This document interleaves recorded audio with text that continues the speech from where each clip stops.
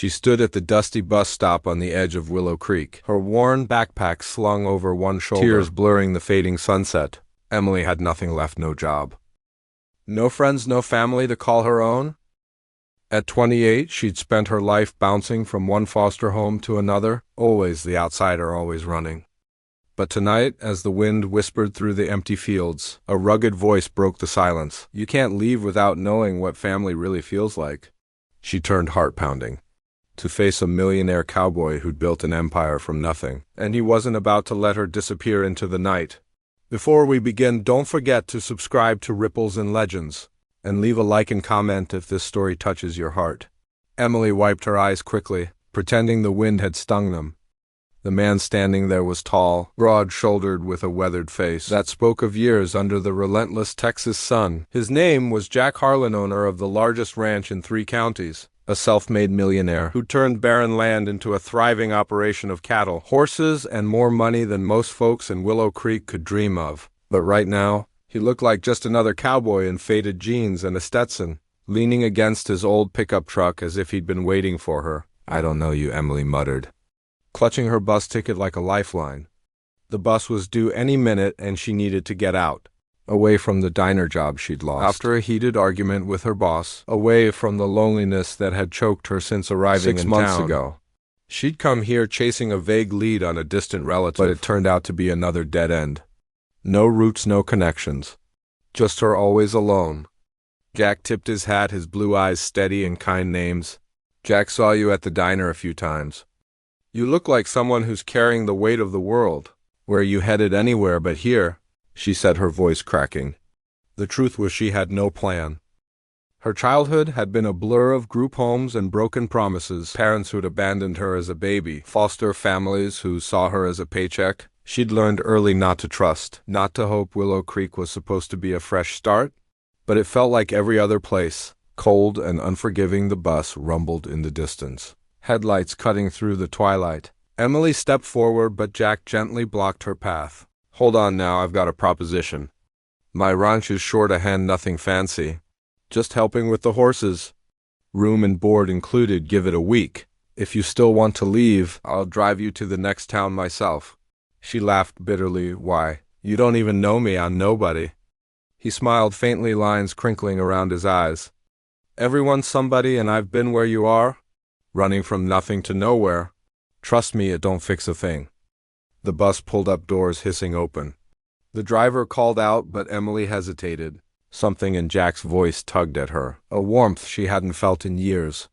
Against her better judgment, she let the bus leave without her. The drive to Harlan Ranch was quiet, the truck bouncing over gravel roads lined with endless fences. Stars blanketed the sky like scattered diamonds, and Emily stared out the window, wondering if she'd made a huge mistake. Jack didn't push for conversation. He just hummed an old country tune, giving her space when they arrived. The ranch house loomed like a beacon, warm lights glowing from wide windows, the scent of fresh baked bread wafting from the kitchen. Inside it was nothing like the sterile foster homes she'd known. Wood beams arched overhead. Family photos lined the walls. Though Jack lived alone, the pictures told stories of ranch hands in community gatherings. My wife's been gone 10 years, he explained softly, noticing her gaze. Cancer, but this place, it's full of life if you let it be. He showed her to a cozy guest room upstairs, with a quilt that looked handmade, and a window overlooking the pastures. Dinner's in an hour, no pressure, he said, leaving her to unpack. Emily sank onto the bed, overwhelmed. Why was he doing this? People didn't help strangers without wanting something. But as she washed up and joined him in the kitchen, she found no hidden agenda. Just a simple meal of steak and potatoes, shared over stories of his youth. Jack had grown up poor, orphaned, young like her, scraping by on odd jobs until he bought his first patch of land. I built this with my hands, he said, gesturing around. But money don't mean much without people to share it with. That night, as she lay in bed listening to the crickets, Emily felt a flicker of something unfamiliar, safety. The next morning dawned bright, and Jack wasted no time putting her to work. Start with the stables, he said, handing her a brush. The horses were magnificent, sleek coats gleaming in the sun. Emily had never been around animals much, but there was a gentle Marais named who nuzzled her hand as if sensing her unease. Brushing Daisy's mane, Emily felt tension ease from her shoulders. For the first time in ages, she wasn't thinking about running. As days passed, the ranch revealed its rhythms. Mornings meant feeding the livestock. Afternoons, mending fences or riding the trails. Jack's ranch hands, a mix of grizzled veterans and young locals, welcomed her without question. There was Maria the cook, who shared recipes from her Mexican grandmother and laughed easily, and young Tommy, a teenager Jack had taken in years ago, after his parents passed in a car accident. "Boss saved my life," Tommy confided one evening by the campfire. "Gave me a home when I had none." Emily watched Jack closely. He wasn't flashy with his wealth. No fancy cars or gold watches. Instead, he used it quietly, sponsoring the town's little league, helping neighbors with vet bills for their animals. "Kindness ain't about what you get back," he told her one day as they rode side by side on horseback. The wind whipped through the fields, carrying the scent of wildflowers. "It's about filling the holes in folks' hearts. I had plenty of those growing up." Her own holes started to show. Over coffee one morning, Emily opened up about her past. The foster system that shuffled her like a deck of cards. The relationships that crumbled because she pushed everyone away. "I don't know how to belong anywhere," she admitted, tears spilling over. Jack set down his mug, his voice steady. "Belonging ain't something you find. It's something you build. Stay a while longer. Let us show you." And so she did. Weeks turned into a routine of shared meals and laughter. Maria taught her to make tamales, rolling dough, while sharing stories of her own hardships as an immigrant. Tommy showed her how to rope a calf, his enthusiasm infectious. Even the horses became confidants. Riding Daisy through the sunset trails, Emily felt free, unburdened. But doubt crept back one stormy night. Thunder rattled the windows as Emily packed her bag again, convinced she was just a charity case. She'd overheard a ranch hand joking about Jack's latest stray, and it stung like a slap. She slipped downstairs, aiming for the door, but Jack was there nursing a cup of tea by the fire. "Running again?" he asked gently. No judgment in his eyes. She froze. "I don't fit here. I'm not family." He stood crossing the room. "Family ain't blood, Emily. It's the people who choose you. When my wife died, I was lost, angry at the world, but these folks, this ranch, they pulled me back. Let me choose you now."